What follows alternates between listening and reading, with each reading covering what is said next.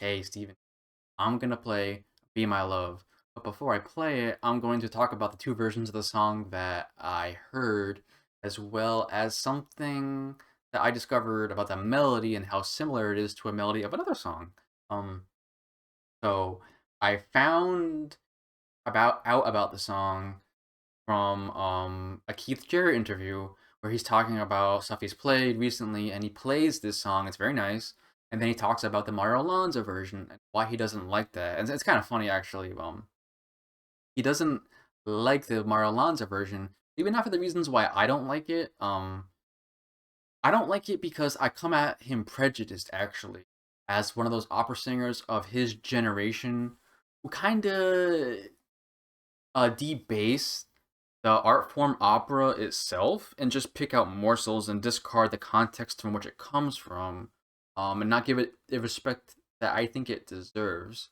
Am I weird? Am I in the minority for thinking that? Probably, but that is one thing that I think about. Second thing is I don't like how he oversins. Maybe some people think that it's more emphatic and it's more emotional, so it's better. But to me, I think he's trying too hard. Um, Again, this could be an unpopular opinion about his version of "Be My Love," but I like the chorus version, the chorus at the back of the song the most, actually. Now the Keith Jarrett version is why I play the song because he plays it so well. And he does something a couple times that I picked up on immediately. Something from the classical realm that not many jazz players do. Maybe they do, but I'm not paying attention enough. He will play a basic melody line, and he will surprise you by throwing in dissonant bass notes deliberately. Now, sometimes he'll drone them for like a measure. Sometimes he'll just peck them once, right? On the piano. So I'm gonna play something real quick, real short, that shows this technique. Where there's a basic melody. It's gonna be in the key of E, so it's gonna be like a basic descending melody, and so on. It descends all the way down to E, but underneath it, there's gonna be some surprises. So here it is. I'll play the beginning to end. If you know the song, I'm not playing it like note for note because I'm a lazy guitar player who does not read bass clef. I'm just gonna be playing, yeah, very liberally. Right.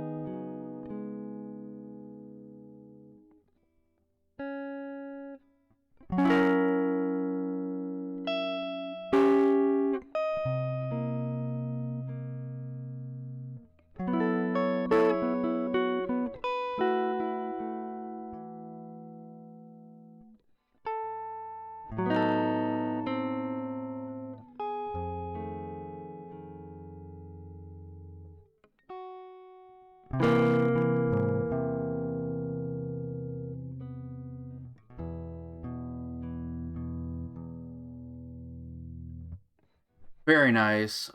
Very nice piece. Um, how am I gonna? Okay, so what's going on there musically? From my modern musical harmonic analysis, 251. It's just a 251. E major, right? It's sorry, E major, right? But why that line is going down? It's a 251, but it's not just a 251. It's a 251 with the twos divided in half, with dominant and a minor part, and then the five is divided into a dominant and an augmented part. So it's like two dominant,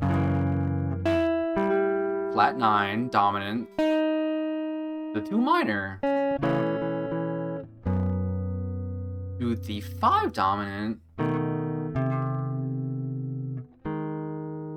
to the augmented, very nice. It's like a six dominant, I guess you would say, in like modern harmonic stuff. Anyways, the point is, it starts right off the bat with that like really wrong note. So what it does is it adds unpredictability to the song, so you don't know what's happening next, and that's exciting. That's why I love Keith Jarrett's version, is because he does that sometimes at really good spots. In the song, and so, honestly, sometimes some of these American 20th century pop songs need that, right? So now the second thing I want to talk about real quick is when I listen to songs with the guitar in my hand. I'm sure like a lot of people do this, right? I'm sure you all do this. Um, I will pick out the key quickly, then I'll pick out the melody. I kind of pick up on the melody, what it looks like, and where it's like how it moves around, right? And after that, I will block out the melody, the whole song, and I will just start playing what I want to play from that spot, wherever that spot is in the song.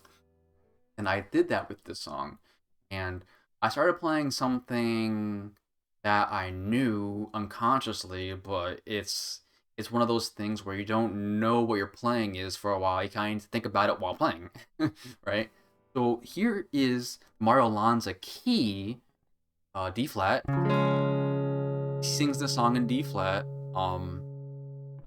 and I'll play the basic melody in D flat. What he's singing, I'll just play it higher because on my guitar.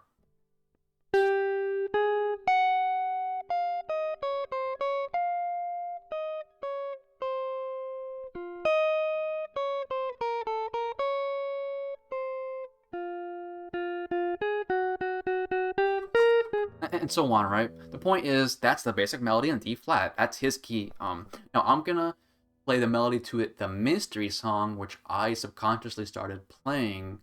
And just listen to how similar it is. It's also in the same key by default. I'm not transposing anything.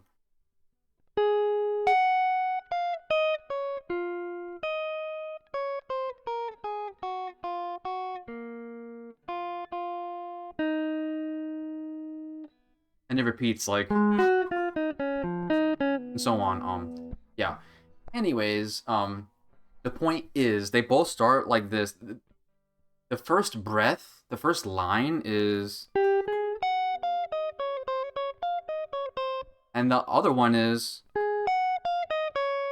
and then they stop for like a brief second, and the singer starts up again. Versus, very similar. I actually prefer the mystery song because I said this before. I don't like when melodies end on a major seven note of like if I'm in D flat, like they both are, right? That's the key of their song. But then you end, you can't like resolve on that and end on that.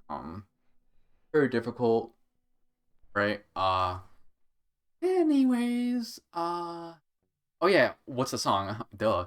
The mystery song is, I'm not gonna pronounce it because it's in French, but it's from the French opera Samson and Delilah, and I love that little song. It's a lot of songs like that are very nice, very well written. Um, yeah, it's from Samson and Delilah. So there you go. In D flat as well.